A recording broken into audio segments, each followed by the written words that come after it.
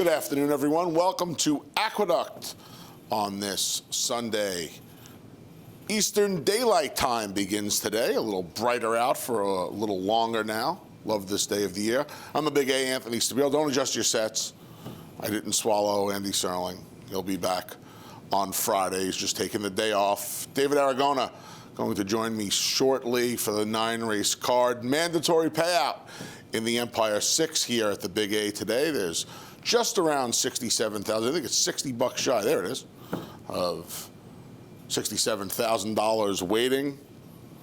Should have a very nice pool. Starts in race number 4.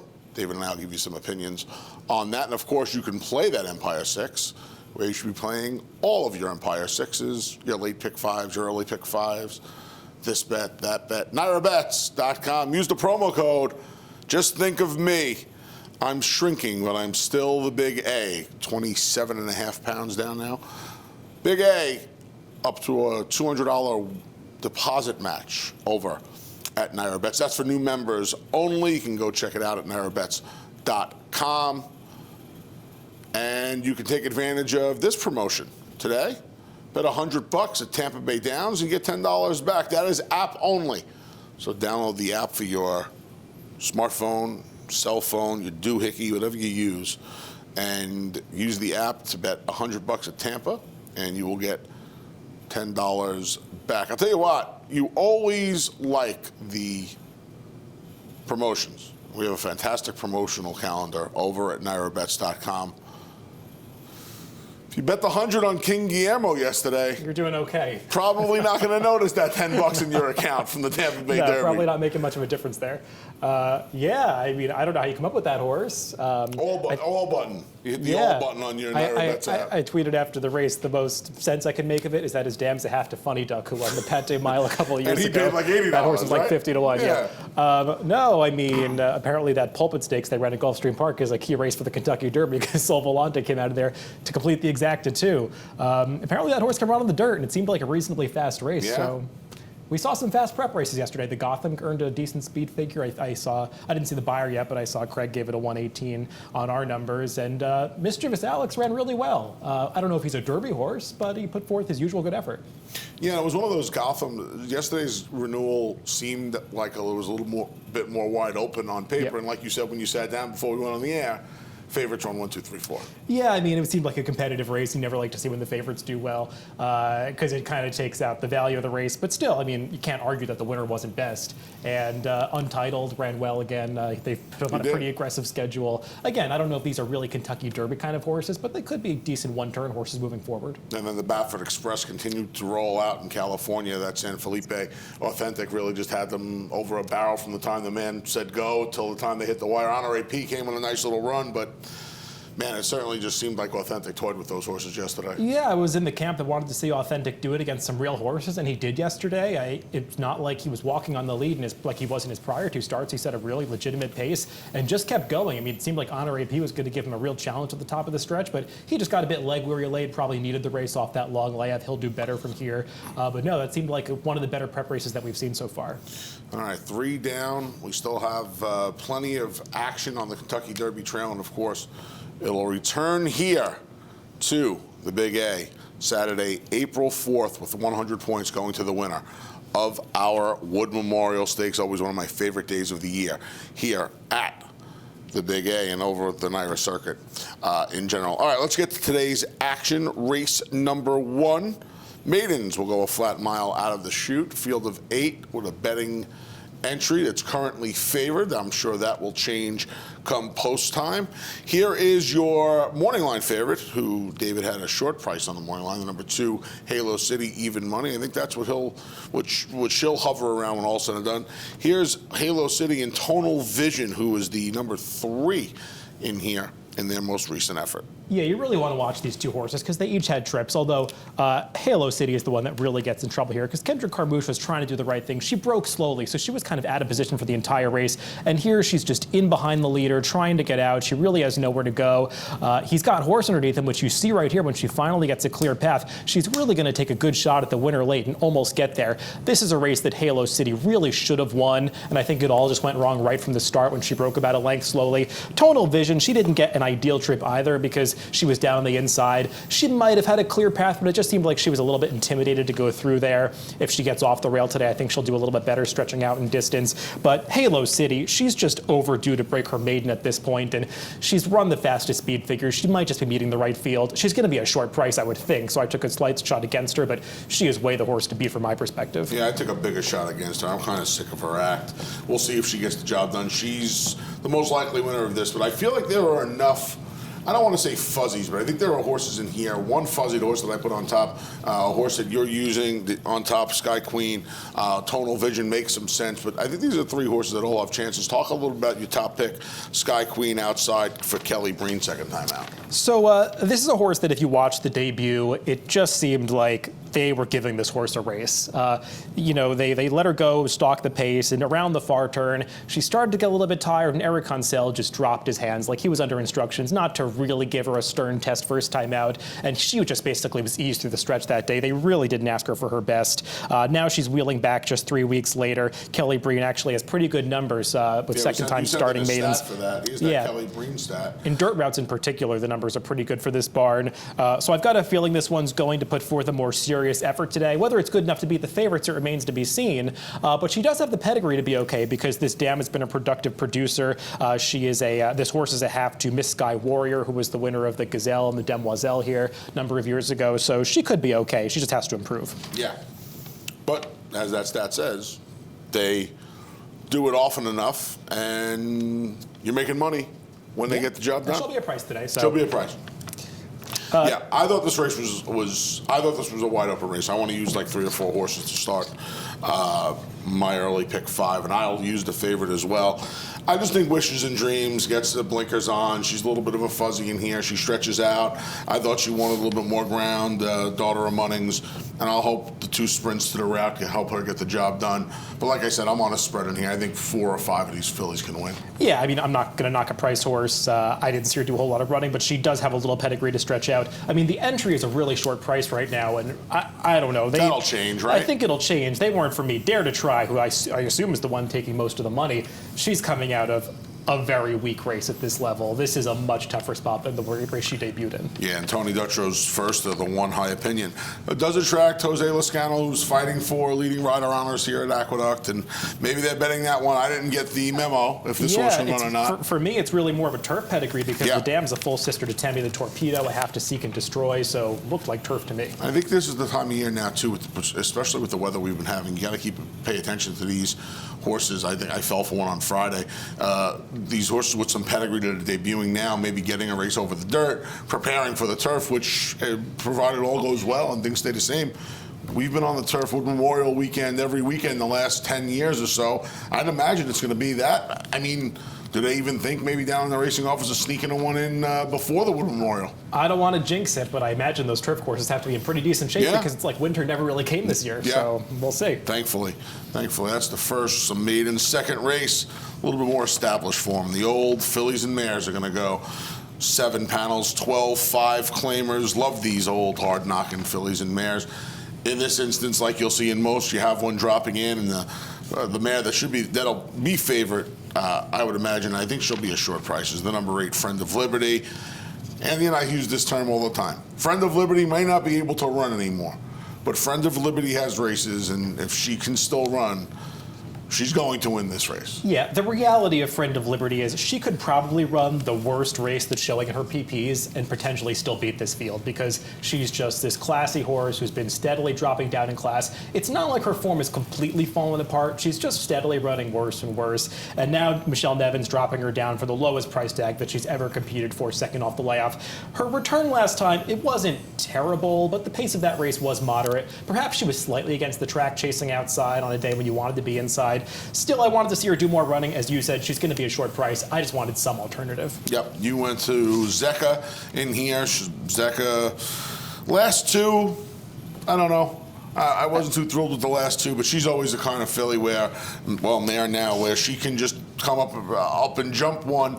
And, you would say, I would think anyway, these are the 2 fillies, mares in here, that have representative races. to beat the others. Yeah, Zeka did really improve for the Orlando Nota barn when she was with that trainer 3 and 4 back. She ran amazingly well in that allowance race back on December 29th behind Am Impossible and Love, who won yesterday. She didn't run so well 2 back. Last time out, I thought she didn't get the right trip. She was just kind of steadied out at the start, was always out of position in that race. And I know some people might disagree with me about this. I think the longer the better for this horse. They had targeted her at route races when she was in Bruce Levine's barn, going back to the beginning of her career. She's bred to run all day. I just think that she got pigeonholed as a sprinter because that's where the cheap races are run. But I really think she wants to go longer, so the 7 furlongs could work out for her here. And maybe she could just pick up pieces because any race that Malibu Mischief is in is liable to fall apart. No question about it. That's the reason. I thought maybe a mare like Jacqueline D to 3 could get a piece of this. She's nowhere near fast enough to be involved with Malibu Mischief early on, but if Malibu Mischief does what she's been doing as of late and backs up, she's going to be one of those that's going to be first to crack and first to inherit. Maybe she holds on for a piece of it. Orchid Party, I think you got to respect. Obviously, you have her 3rd, I have her 4th. Jason Service first off the claim.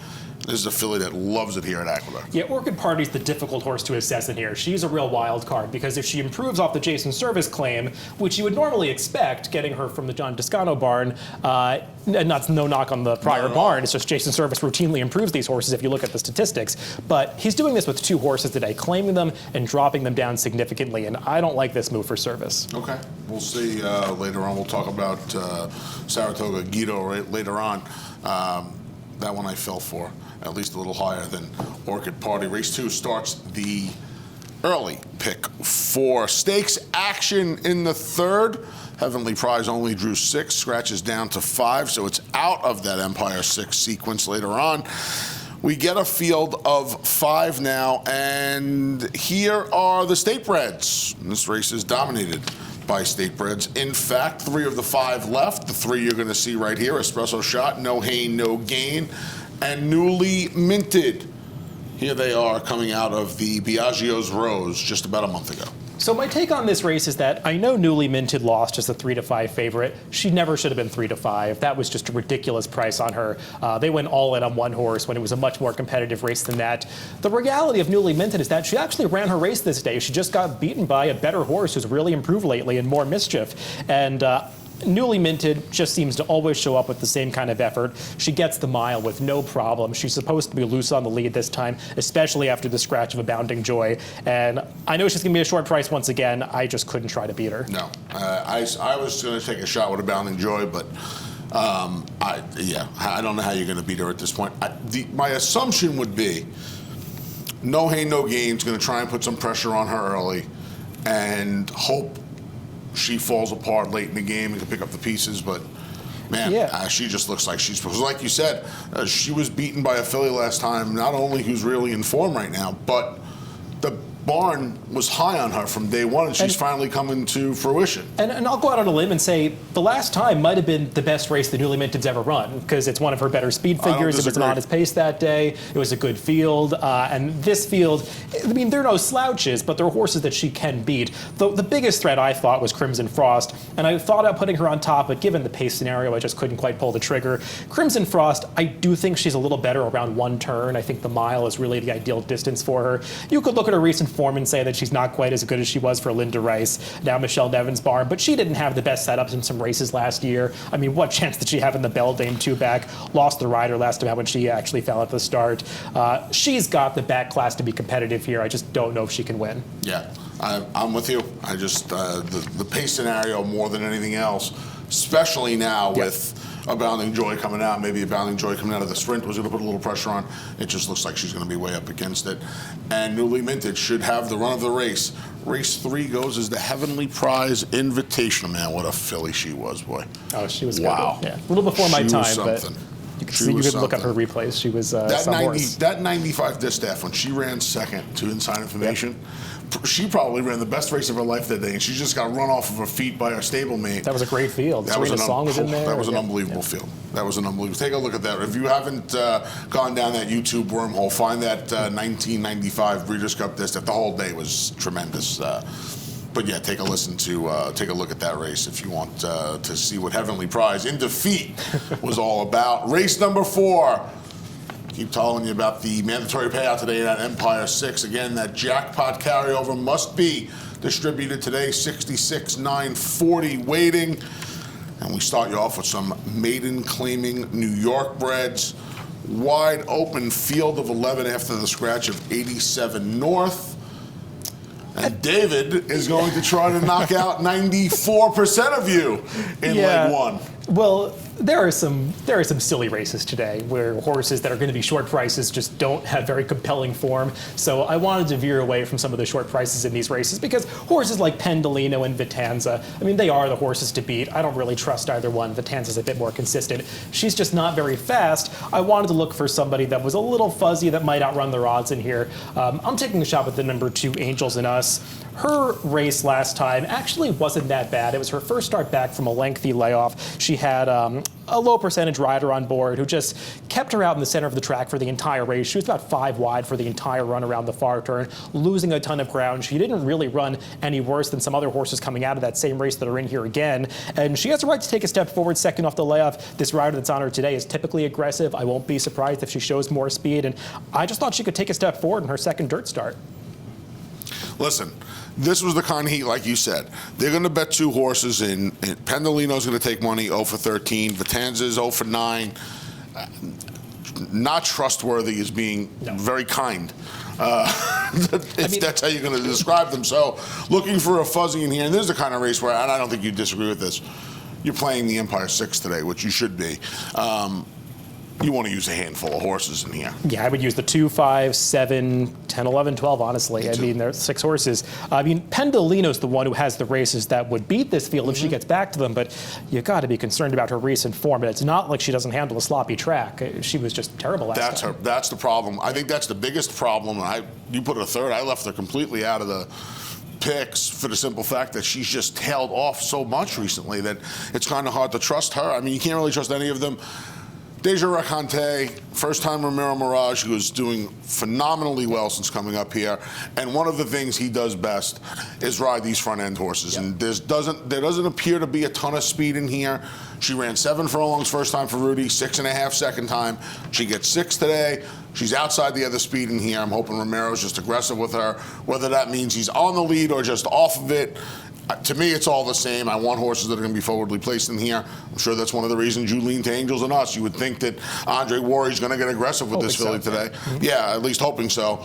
You want to be in the front. It's almost like these maiden claiming races, especially the state bred race, you almost feel like, to use some hockey terms, get in front of the net and good things will happen. Get towards the front end, and good things usually happen. Deja Raconte is supposed to be in front early. We'll see if she has the stamina to get to finish off the race, because it's been a problem in the past. But at least she'll probably be leading at the quarter pole. Yeah, Vitanza added blinkers last time, but honestly, did they really help her? She ran the same race she's run the last 5 times. She's the most consistent horse in the race. She'll show up. Whether it's good enough to win, I don't know, but she'll be somewhere around there at the end. Yeah. David's hoping 95% of you are tearing as Angels and Us gets the money in race number 4. To the 5th we go. 6 furlongs for the 3 lifetime claimers. This kicks off the late pick 5. So if you don't use Angels and Us and David knocks you out, there you go. You got a chance to re-engage you. Hey, David won't be knocked out. And we both landed on this horse. I hate to say a condition claiming race is obvious, but I mean, Dirty Bird just looks like the obvious horse in here, doesn't she? I wanted to get more creative, but Dirty Bird just seems like she's going to get the right setup. She's probably just better than these horses. I think I said in the pace projector for this race, there's just a lot of speed in here. You've got It's a Chance from the rail, Appletini. I mean, she seems to be able to outrun anybody for a quarter mile. It's a problem after that. Miss Hot Stones on the outside. At least she did show speed last time off the layoff. She'll have to show a bit more stamina today, but it does seem like they'll be moving up front. And Dirty Bird, she's just got a slew of races that make her faster than these horses. She's taking a dropping class that she probably needs. She's classier than this field, and I think she's going to be able to run by them in the stretch. Yeah, and gets a rider switch to Eric Cancel, and I mean, Yeah. if there was a filly that that he was built to ride with his style, it's her. You know, rip and run with all the pace in here. She made way too much sense to me in here. And I will say, her speed figure dropped off last time. I didn't send in the replay, but go back and watch that trip. She did not get a great trip. I mean, she was just in behind horses, picking the wrong path at every turn, and she should have been at least second that day. Yeah, Dovey Lovey came back to win again. Fair Lassie didn't run terribly the other day. Yeah, I agree. Mom Meatloaf's first time Rudy. I don't know. She's going to have some other speed to contend with in here, but if I was going to use anybody else, it would be the first time Rudy off the claim. Switch, but she's still Mom Meatloaf. Yeah, she's still Mom Meatloaf, exactly. Dirty Bird. Maybe Dirty Bird's a lean today in the pick 5 in the Empire 6. Race number 6 kicks off the late pick 4. More maiden claimers. These are the Colts and Geldings. They'll go the same 6.5 furlongs. Implied volatility. 8 to 5 on the morning line. He should be right around there, and I have to be honest with you, no offense to Rudy and my friend Michael Imperio, I'm kind of getting sick of this horse's act. I don't know how you could bet this horse off this last race. This horse looked like 1-9 to win this race right about here. He's got all the momentum. These horses are stopping on the lead. He's moving faster than the horse inside of him, and he sees that horse coming and just doesn't want to go by him. I mean, he has this race won here, and he just won't go by. Yeah. It's not the first time he's done this. He was supposed to get by Hudson Overpass 2 back and couldn't do it again there. He's the fastest horse in the race. He's the most consistent. I just don't trust him to win. Yeah, is there a chance that he found the right field today? There's absolutely a chance he found the right field today. Is there a chance he's going to do what he's done every other time it appears he's found the right field? Yes. Absolutely, isn't it? A price that's going to be he'll be closer to even money than he will be 3 to 1, 5 to 2. I mean, he's a tough horse to take. It depends on how they bet Mr. Wonderful, because he's very much the other horse in here. It's just, I mean, how can you take him off an April layoff for George Weaver, who's not really known for his good stats off layoffs, especially not on the dirt? Over 21 in 2019. Yeah, I didn't look up the 5-year stats. 14 months. But yeah, I know That's they're not good. That's a rough number to overcome. Yeah, maybe he likes the turn back. I think that could be a positive for him because he's typically getting tired at the end of these longer races. But still, he's more hard to trust. Yeah. Fresh gelding, and you know that 6.5 off the layoff makes it even that much more tough. Yeah. Right? 10 months, long time. So we both took a couple of chances. I went with Plebe, who lost a rider last time out. I'm hoping Mike Luzzy, who recently came back from injury, can be aggressive with this one, keep him in the game early, and hope for the best. And you went to the 4 Beta. Yeah, Beta interests me in this race. I know it's hard to bet this rider, but Jimmy Ferraro's horses have been running pretty well. And if you start to pick apart Beta's races, I think he fits in here a lot better than people might realize at first glance. He actually ran really well in his second start in that really strong Convict, More Grateful race. He was 4th there, earned a respectable speed figure. He didn't get out of the gate in that sloppy track race 3 back. I don't care about that. He was in against a better horse in Valid Quest 2 back. And last time out, he actually ran fine behind Tapizarians, who just ran off the screen. But again, he earned a competitive speed figure in that race. I know some people might say it's tough for the 3-year-olds to face older horses. I don't care about that so much at these cheaper level races, and I just think Beta's an interesting horse that might be a big price in this race. All right. We'll see what Beta can do for Jimmy Ferraro. Like David mentioned, barn going well right now. Mark Hennig has the 9 first. The Dahi was entered a few times. I think we canceled one day, scratched another day. He'll make his debut in here. Jose Lezcano's going to ride. I'm going to throw him in a backup pick 4 or pick 5 ticket just because I don't want to let a first-time starter beat me in this heat. But it's an interesting way to kick off the late pick 4. Race number 7, 10 claimer. Going 6 furlongs. You got 3 scratches in here, so we're down to a field of 8. Here is the other service that David alluded to earlier. This is Saratoga Guido, the race he was in. He's going to be in. Let's start with a replay though. Blue Belt and Mo Diddley. And these 2 horses figure to take a ton of action in here. Saratoga Guru actually is in this race too, but he's all the way at the back of the pack there. Was that snow? I think it was. A rare appearance by snow this winter. One of the only Big A? times this winter, actually. Yeah. Yeah, Mo Diddley and Blue Belt. I guess they're the 2 horses to beat in this race, more so Mo Diddley, because he just has a series of speed figures that make him faster than most of his competitors this time. But I'm a little bit concerned about this drop in for 10,000 because he even ran well last time, well enough last time to suggest that he could come right back at the $25,000 level and be competitive. And you see this stat for Bruce Brown. This is, I mean, Andy always says this, that it's a good stat and a bad stat, because it's a stat that says you don't want to bet this horse today, but it's also a stat that says Bruce Brown is dropping these horses at the right time when they just seem to be going in the wrong direction, and he sees it. Yeah, claimed the votes for a quarter, got the win for a quarter, 2 starts back, and now, you know, the problem I think I have with him is he's been a little Jekyll and Hyde on the wet track as of late, and that's something that early on in his career he loved doing. That he loved running on the wet tracks. That race, 3 starts back, really was not a good race.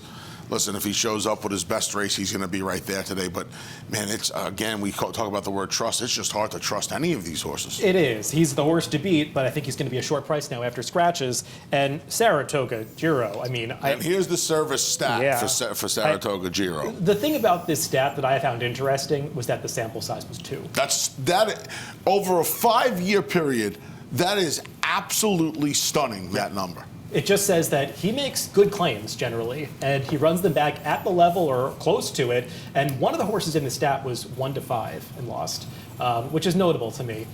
This horse, I mean, I wonder if that was Awesome Roar. I don't remember. It might have been Awesome Roar.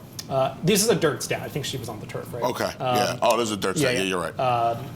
And yeah, it just seems like they're acknowledging they made a bad claim here. This is a horse who had a ton of back class at one point, but he has not run a step in his last 2 starts, has not shown any of the early speed that he once possessed, and they're just begging somebody to take this horse off their hands. I mean, the board should tell the story. I made him a big price because I didn't think they were going to bet this horse, but we'll see. I have to use him in here. Because I have to respect first-time service. Listen, that's terrible. Yeah. Right? It's a small stat, but it's terrible. And I think part of the reason it's terrible is because we've seen what we think were bad claims, and he still gets them to win. So now this is a complete, like, okay, you got me. Right? You kind of feel that way. But this horse has races that make him, you know, this horse has races on his card. I just think that horse doesn't exist anymore, Okay. but we'll see. I mean, the problem with this race is that the alternatives are not that appealing. I mean, when you're going to Blue Belt is maybe the alternative that you're going to land on, it's tough because he's just a horse that doesn't seem to want to win races anymore. He did make a premature move last time and got tired late, so he ran better than it seems, but still, I mean, Blue Belt's not a horse that I want to trust to get to the winner's circle, so I landed on the number 9, Money Meister. I think when you start to pick apart horses in this race and think about who's going in the wrong direction, who's going in the right direction, maybe Money Meister is just the now horse because he's gotten pretty good lately for Jimmy Ferraro. His effort 2 back was not bad behind Where's Rudy, who just ran off the screen that day, but he was right there with Business Cycle at the end of that race, and Business Cycle would be a contender in this race. He would. And then last time out, We Should Talk, he came back to win, and that was that day that Mr. Buff dominated the race name, that's the Haynesfield. And that was a day that was pretty much favoring speed for most of the day. Mr. Buff was carried along a little bit by that speed bias, and so was We Should Talk, and I thought Money Meister was one of the only horses that put in a good closing run that day, so I think he might just be the horse that's in form right now. All right, we'll see how it shakes out. If Saratoga Giro can buck that stat for Jason's service, should be an interesting race number 7. Race number 8, day other end. For the fillies and mares going 6.5 furlongs, right to the replay machine. A filly who could very well be the single for most in this Empire 6 mandatory payout day is the number 7, Sadie Lady. Perfect 2 for 2 since being claimed by Rob Atras. And here's Sadie Lady last time on February 23rd. She was good this day. I don't want to knock this performance. The speed figure came back fast. Unlike in her start 2 back, she set a legitimately fast pace and just kept going. It didn't seem like the track was particularly speed favoring this day, so I don't think she was carried along by that too much. Off this performance, she's just way the horse to beat. I think I did the show with you this day, and we were both against, or maybe you picked this horse, but I was against her. But I mentioned that day that Rob Atras just has fantastic numbers off wins, and she's coming off another win, so she's the horse to beat. I think we were both against her. Yeah. Thanks for trying, though. Yeah, I mean, she's the horse to beat. Aunt Babe is in here as well. And not only is Aunt Babe in here, but so is Palomita in this race coming up now, back on January 24th. Gypsy, Janie going to get the money in here.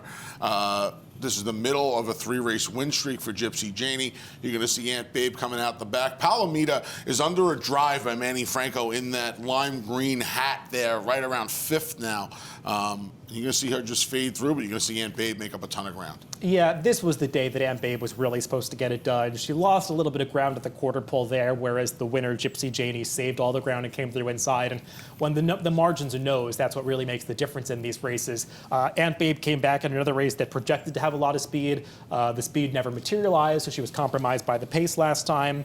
I worry that that could happen again, although there is a little bit of pace in this race for Aunt Babe. At the end of the day, though, Sadie Lady's just faster than her.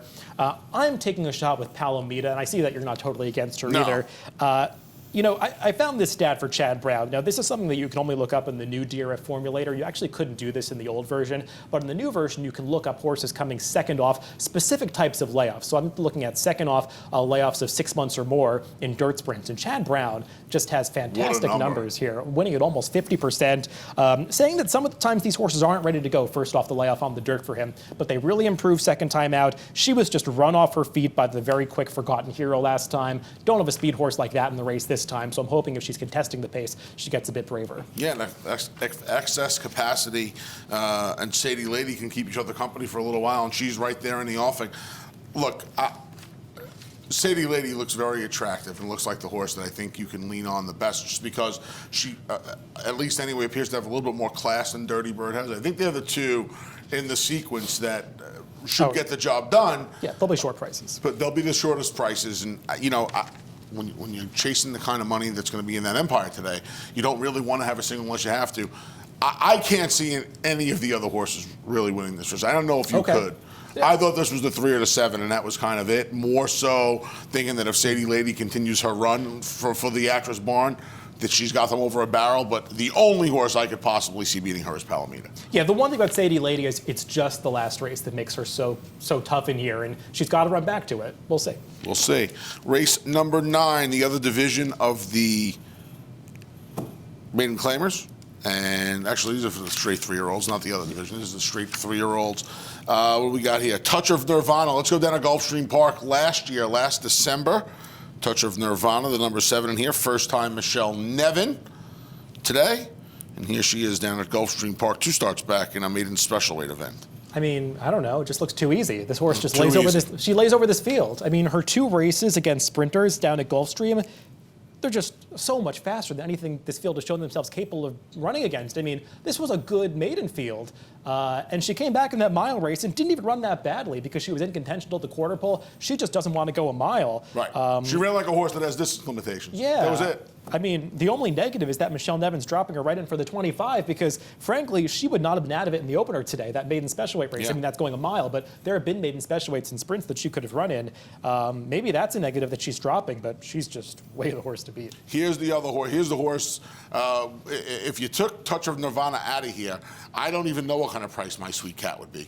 2 to 5, 3 to 5 if you took Touch of Nirvana out of here, because I think they give you a little, I don't want to say value, but they inflate each other's price a little bit, because without the other, they'd be prohibitive favorite in here. I know we're running out of time on the show. I hope we have time to show this entire stretch drive, because I think it took about 3 hours.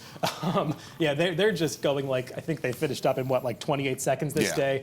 Yeah, she's walking to the wire. I mean, she just lets this horse go by her late. She's going to appreciate the turn back in distance because the mile just seemed to get to her last time. I don't think My Sweet Cat is that much horse, but it's a big gap between her and the rest, as you were mentioning. Yeah, and you know, the weird thing with her is it's been December 12th, January 19th, so you see 5 weeks. January 19th to March 1st, you see 6 weeks. March 1st to March 8th, coming back in 1 week with that blinker change and cutting back. It's not Linda's typical move. It's not a typical move, no. But with that said, Anula maybe some Night Orchid, first time Rudy, I don't know. Where else are you going to go in here? No, I mean, I would be using Touch of Nirvana as an A, My Sweet Cat as a B, and the others, they'll have to beat me. All right.